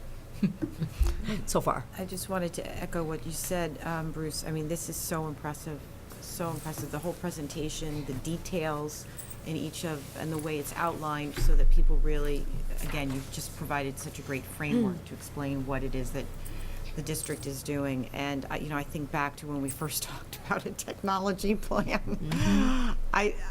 This is just incredible. It's so It is. comprehensive, and it was just, I think it was Amazing. uncharted territory. We didn't know where we were going. We didn't know what we were doing. You clearly know what you're doing. I mean, it's very impressive. So thank you for all your hard work. To echo in terms of what Dr. Burtis was saying, it really is a partnership between technology and instruction, and really without the support of the superintendent and assistant superintendent and the administrative team, a lot of this work wouldn't be possible. It's really all coming together. Couldn't be happier. And it's coming together rapidly. it'll never come together though. I think technology will always evolve. It will always. Always. It'll But always we be have ahead of a us. much better It will always marriage be of ahead of us. technology and That's true. instruction than That's we true. ever At least we had. have our hand on the tail Yes, now. we do. Anyway, we're on for the ride, right? Any other comments for Amy or Aaron? I Great will job. say my children benefited from the anywhere, anytime learning. They were stranded in an airport and were able to catch up on their homework while they were making their way back from the Super Bowl with their dad. But, you know, having the ability to check in with their teachers and collaborate with their classmates, they didn't miss a beat. They missed one day of school and just right back in. They also both told me, it's funny, today they got laptops for Christmas, and we didn't put Microsoft Word on them yet, just hadn't gotten around to it. And they both said, you know, we really need that. And now I'm going to go home and say, you know what, you really have that now. So, well, through Office 365. So I learned something tonight. I learned a lot tonight, actually. But I learned something that will be helpful in my own student's life. So thank you, though. This is a remarkable amount of work, and It is. a great presentation. Terrific. Thanks, Aaron. I'll get back to work. You too, Amy. Thank you. Amy's not done. We're not done with I'll Amy. just move seats. Aaron, thank you very You know much. what, though? It's funny. I get the sense from both Amy and Aaron that you don't need to tell them to get back to work. No, I They're don't doing think it so. all Actually, on I their believe own, I've told both and- of them, maybe you should go home now. Yes, Think yes. about going home now. I think I've said that, 9 out of the 10 times. Speaking of which, Aaron, you don't need to stick around unless you need to stick around. We won't be offended if you leave. Nice job. Excellent. Ready for It's a lot of fun. It ready really for, is. Ready for round two? Ready for round two. Act two. District report card. Okay. So the district report card, we know that came out of our strategic plan a number of years ago and has ended up being a great communication tool to the community. So the draft that you have in front of you is an update. Some of the information on the front is strictly logistical. We have a new assistant principal at the middle school, Dr. Worthy. So you see some of that information that's there with our new strategic plan, our new objectives from the strategic plan, as well as our vision and our mission are outlined there. And since it is a new vision and mission, I'd like to just highlight that for those that are at home. Our vision, in collaboration with the community, the Foxborough Public Schools will provide students with intellectual, artistic, and character-building educational experiences to inspire them to achieve in an ever-changing global society. That's our new vision. Our new mission, the mission of the Foxborough Public Schools, guided by its core values, is to engage students in a rich, diversified education, thereby empowering them to challenge themselves as they become productive, responsible citizens. And in order to accomplish that, we have our new 4 strategic plan objectives, which we go to regularly as we report out on different things here. When you open the document up, the information that's the same as in the past is the district overview, statistical information, as well as MCAS data. And the technology highlights section at the bottom has morphed a little bit. We've consolidated some of the things based on the things you heard this evening. But one of the pieces that came out of last year's recommendation was to highlight our per pupil expenditure to give a better picture of where we are in comparison to the per pupil expenditure in the state. You can see from that graph there that since 2009, in the last 5 years, we've made up ground and reached the state average for per pupil expenditure in 2012. But then in 2013, and again, this data is a year behind because this is what comes from the Department of Ed, and that we are slightly below. So it again goes to that good value for a dollar here in Foxborough, which is also called out in the Did You Know section. A couple of new things that are on the opposite page there is the AP Studio Art. We've continued to add AP courses for students at the high school. And one of the really exciting pieces, thinking back to the baseline and benchmarks assessments, is that we were named to the 5th annual AP Honor Roll by the College Board. And that is for increasing access, but at the same time, having students perform at a high level. So we have increased the access to AP courses tremendously, but at the same time had the same and higher level of performances of our students. And so to be named to the College Board Honor Roll, that was really exciting for us. And I think the other data point we thought was important under AP to the left of the Did You Know is that between 2013 and now we've had a 63% increase in the number of students taking AP courses. And I think that's so significant. Wow. And then couple that with the increase in the how students are doing on those scores too. Exactly. So I think that really speaks to three factors. One, we're offering more opportunities for AP.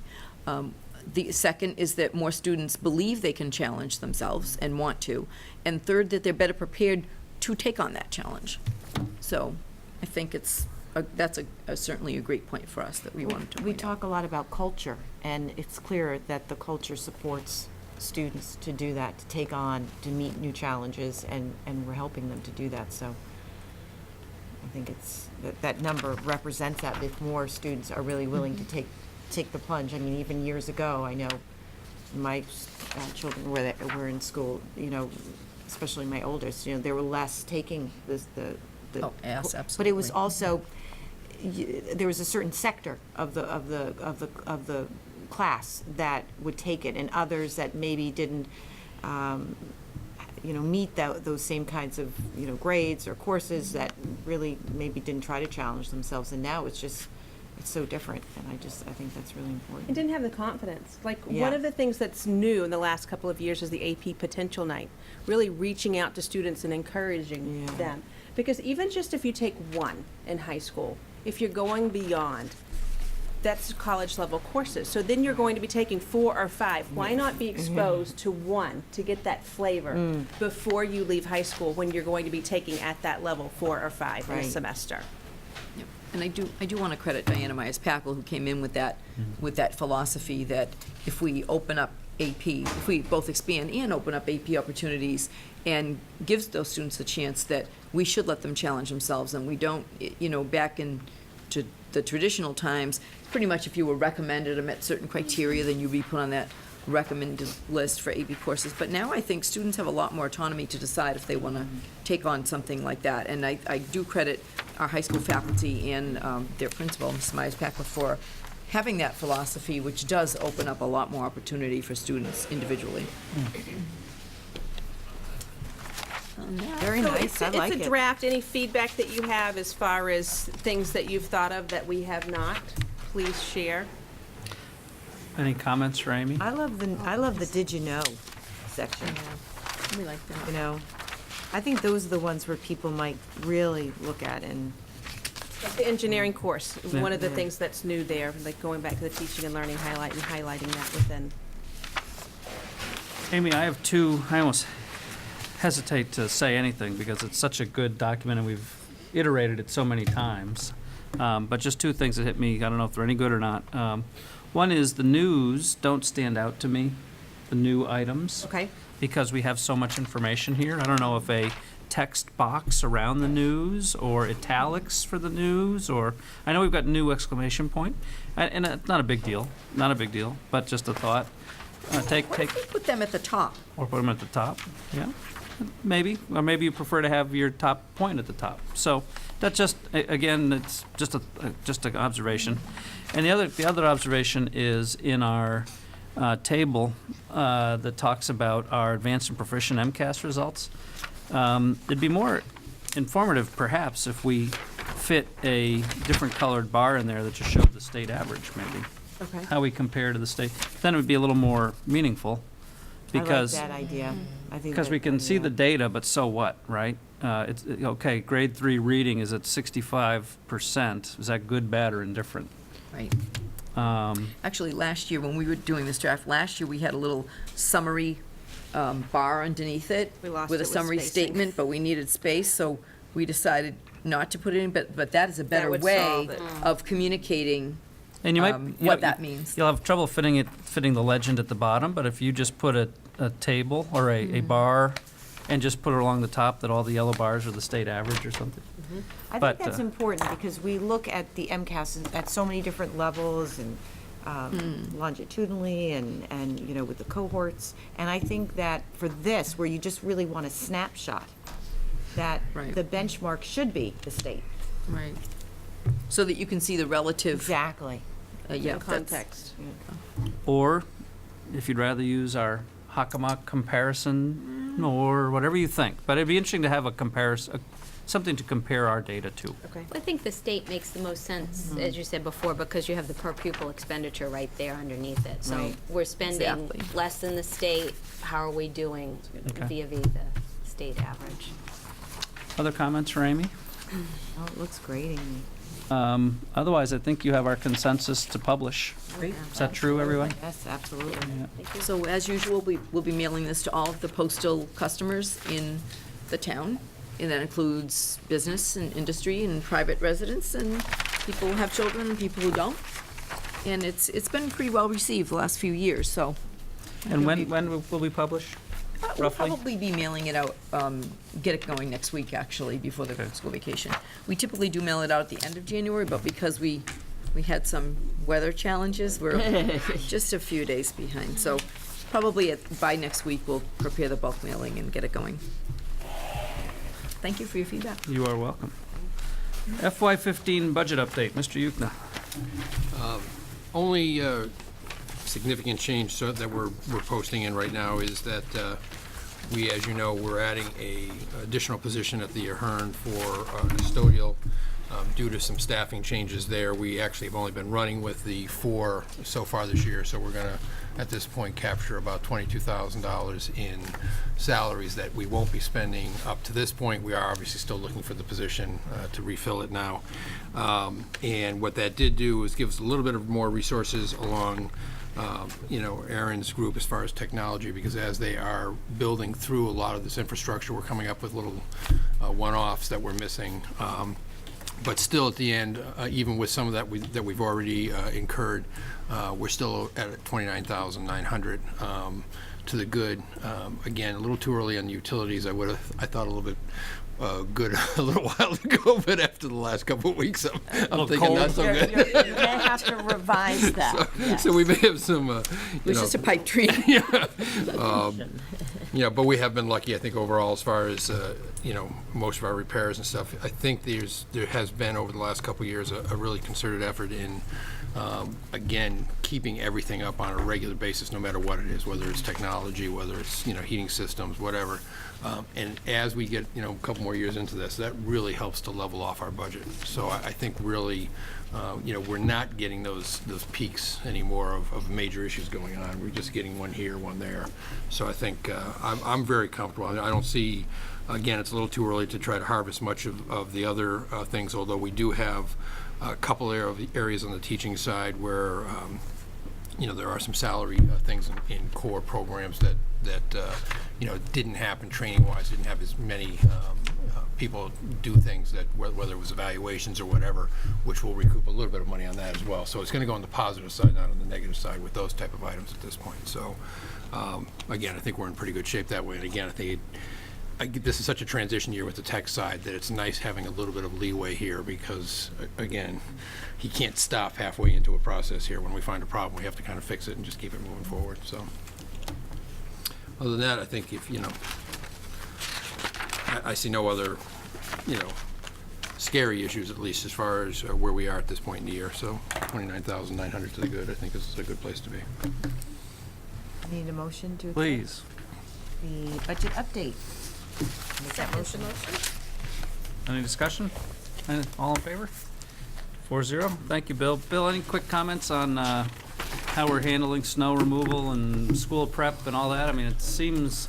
No, I mean... I know we're having to be careful around buses and sidewalks. I think the staff has been very good. They've always, they work as a real team now, which is nice to kind of watch.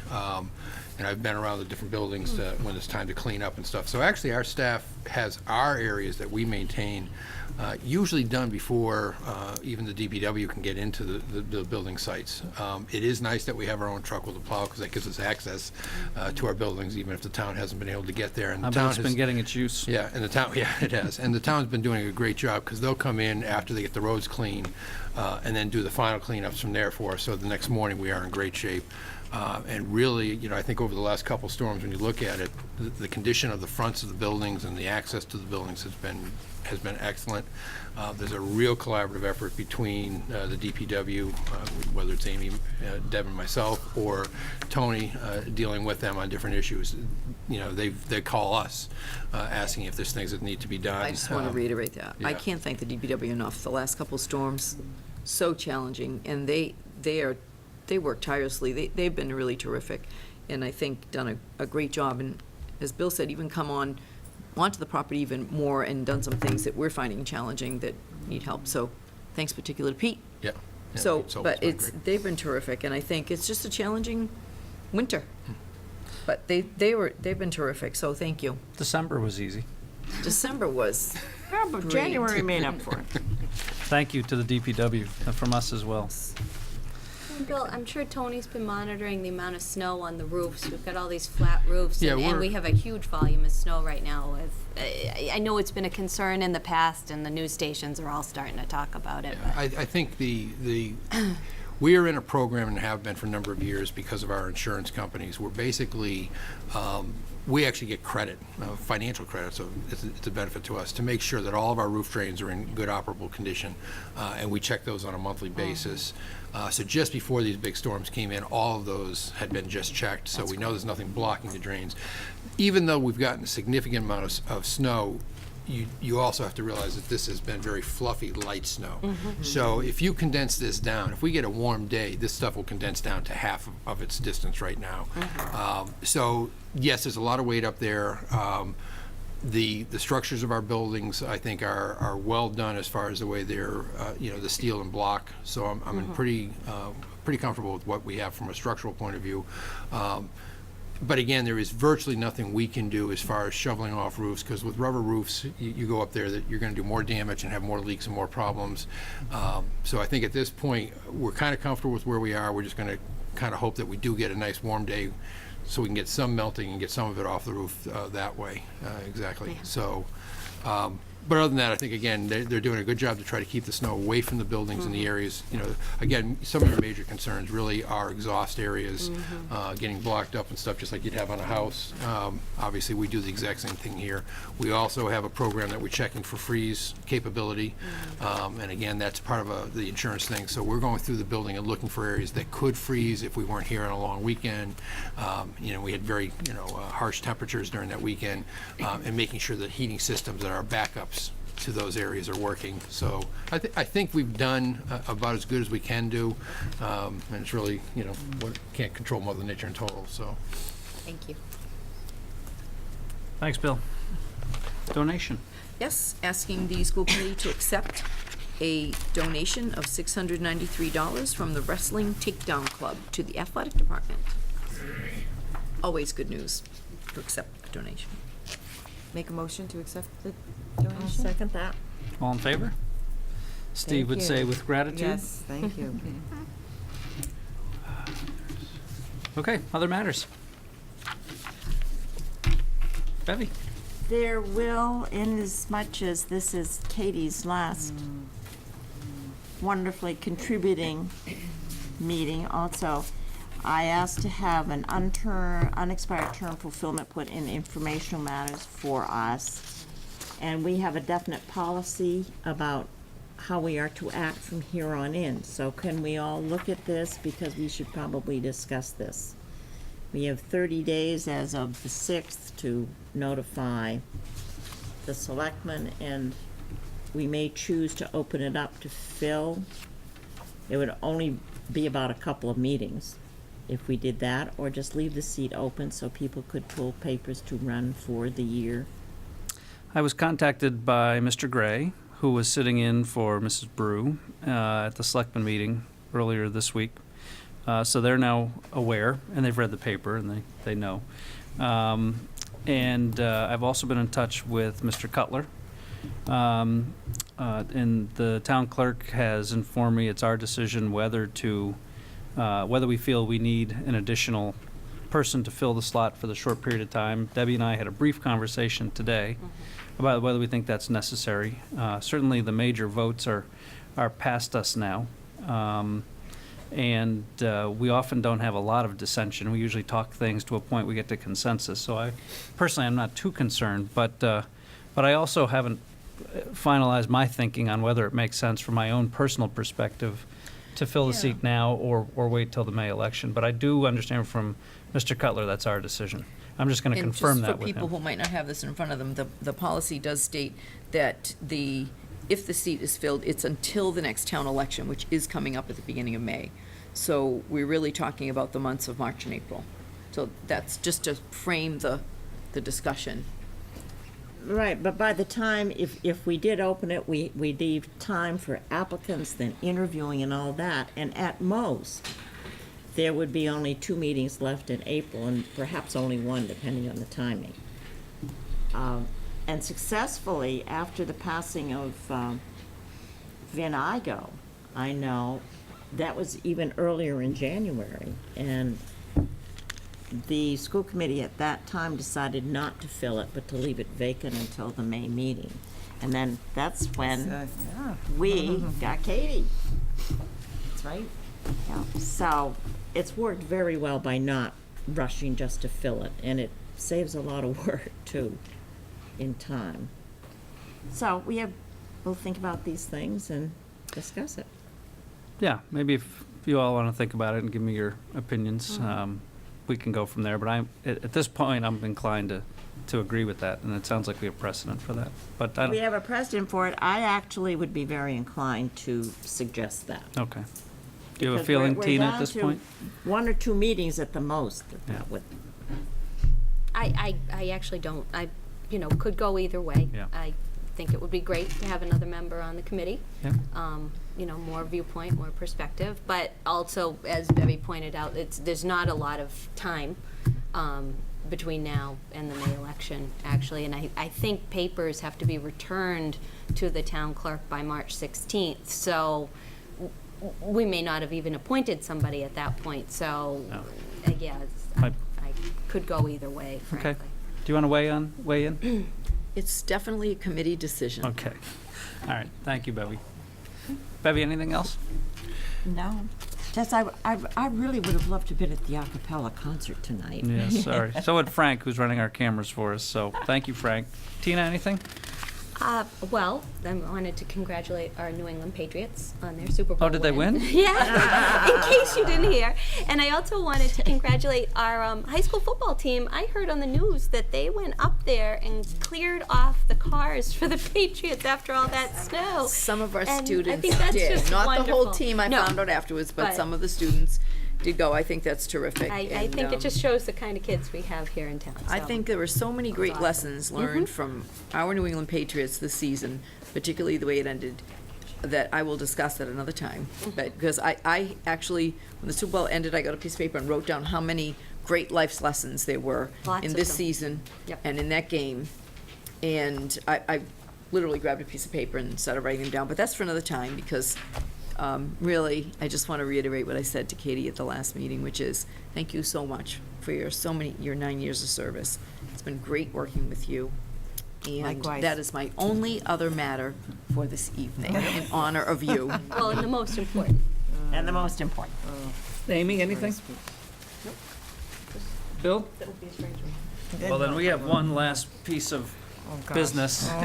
Thanks to Mrs. Bellinger for picking this up. my But Katie, once gosh. again, thank you for your service. Go ahead, Jerry. You're welcome. And blue and gold on a Thank you. snowy That's day. beautiful. I'm not going to open this because, Yes, we understand. yes.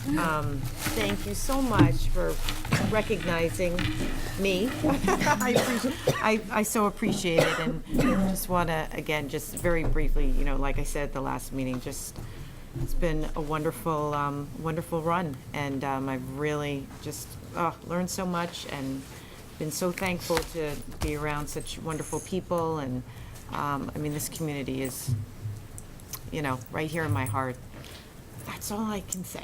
Well, you're not going far. No, I am not. And perhaps you'll have time now. I mean, how many years have we going to been having a cup of coffee together? Yeah, I know. I do was think- thinking about that, can we Bevy. please Yes, make it this I year? think yes, we will. Absolutely, yes. So again, thank you so much for your kind words. These beautiful flowers, so thoughtful, and I've just been so happy to be a part of this. Truly, it's just so happy. So I'm going to be watching. So don't. I'm not going to be far. And I know you guys are all going to just continue doing what you do best. Thank you, Katie. So thank you. Best wishes. Best Thank you wishes. very, very much. I think public service can be a thankless job and want to make sure that we all say thank you so much. Yep. It means so much to the students and the teachers here. And the What you parents. do. Yeah. and the parents. I just feel so fortunate to have had the opportunity to be in public service, and will continue, I'm sure, in the future, because I just love it at some point, so, thank you. Well, let us know when you move back to Foxborough. Motion to adjourn? I motion that we adjourn. Can I second? All in favor? Good night and goodbye, Mrs. Adair. See you soon. Yes.